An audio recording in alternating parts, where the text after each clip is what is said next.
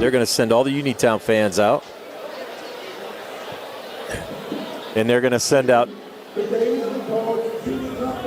Please exit now. Exit over there. Follow him right there. Meadville fans, you guys are exiting this door. So they're making all the fans exit. The game has yet to be declared over. But as you said, Tony, I think what we're going to do is have this game finished with no fans in the stands.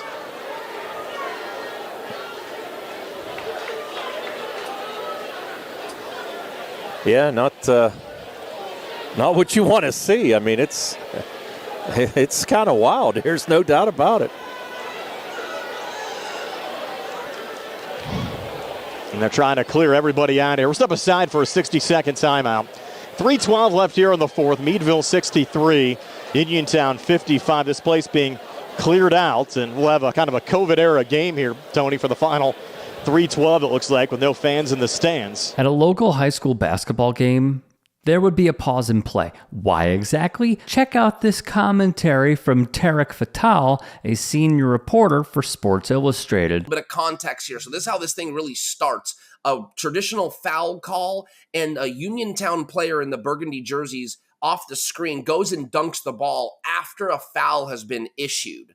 So referee gives him a tech, starts going at it with a fan or a parent. That's never good. But the young man fouls out. While the foul shots are being taken before the technical fouls, there's some activity going on behind the Meadville bench, a fan getting into it. It looks to be cooler heads prevailing. Okay, administrative coaches getting into it, Uniontown players going back to their bench. But I circle this Uniontown parent that comes down the aisle, walks over behind the Meadville bench, and just starts throwing haymakers. And this is where the trouble ensues. Butt crack showing. We got police radioing in for help. Players start chasing down fans. This is Uniontown player again in the burgundy here, chasing down a fan or a student, knocking him to the ground. Meadville in the white, and Meadville up with about 3 to go, 63-55 in this playoff game. Let's pause here. Please go follow Fatal for more breakdowns. He is fantastic. 2 arrests quickly made as things settle down. One man to the right of the gym gets put up against the wall,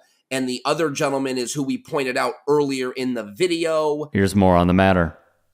Hey guys, quick break in the action. I have a new show coming out called The Rick Strom Show. It is going to be awesome. I'm interviewing musicians, athletes, producers, writers, journalists, authors, sports doctors. Go check it out at youtube.com/@TheRickStrom Show. Also be sure to throw me a follow on Instagram, Threads, Blue Sky. It can all be found in the description box below. Thank you. All right, so let's get to this. The local reporting via Drew Miller of YourErie.com. He put in his write-up, the city of Meadville Police Department charged 7 people, with some being students. Those names: Reginald Groom. Reginald is 44 years old. Those charges: simple assault, harassment, and disorderly conduct. Notorious Grooms, who is 18 years of age and a member of the Uniontown basketball team. He also got a disorderly conduct charge, along with Malik Wilson, who is 25. 3 16-year-olds were also arrested and charged. A 37-year-old named Joseph Chabat also received a disorderly conduct charge. Now, to reiterate, this was a playoff game. Tensions are high. The result? From KDKA News, the PIAA, or the Pennsylvania Interscholastic Athletic Association, would rule the contest a double forfeit. Neither school advances because of this. Neither school. So not only do they beef with everybody else, but they also don't get to go forward. No matter what the score was, there could have been an epic comeback, yada, yada, it doesn't matter. Both schools eliminated. In addition, Uniontown and Meadville have been censured.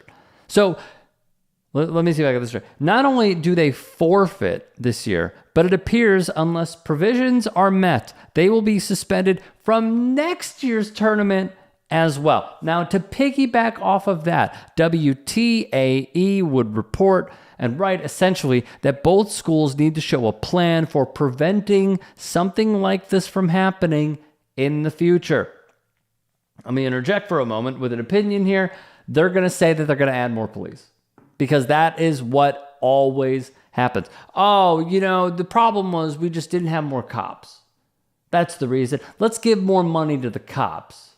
Anything from the city of Erie that might need to be fixed or might need to be replaced, doesn't matter. Let's just throw more money at the cops. That'll solve the problem when it doesn't.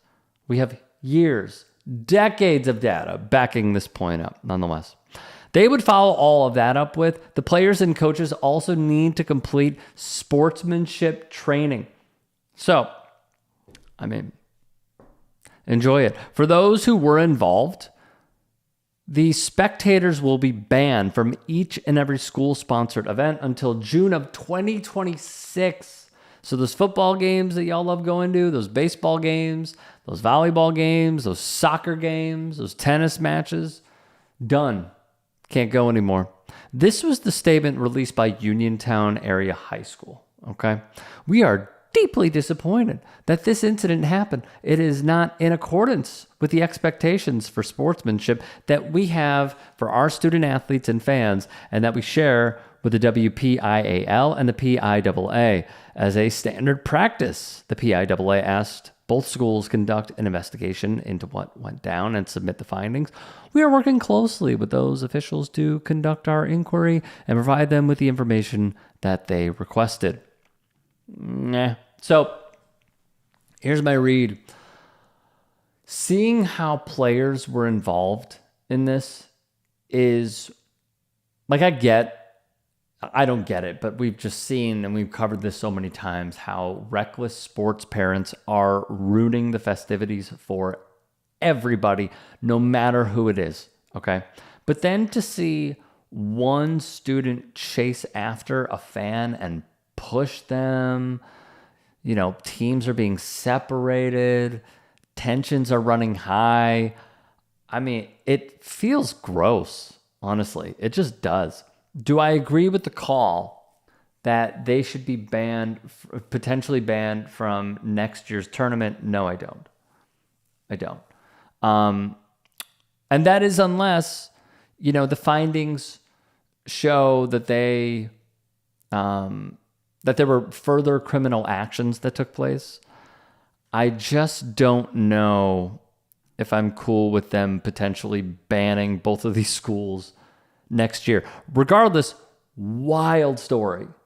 And it shows, once again, the darker side of sports, the toxicity of sports, the way that some just take it to a whole new level when it does not need to be taken to that place. If you can and are willing, please become a paid member here at TYT Sports or go to tyt.com/join. In addition, you can follow me on Twitter, Instagram, and TikTok. Appreciate it. Have a great day.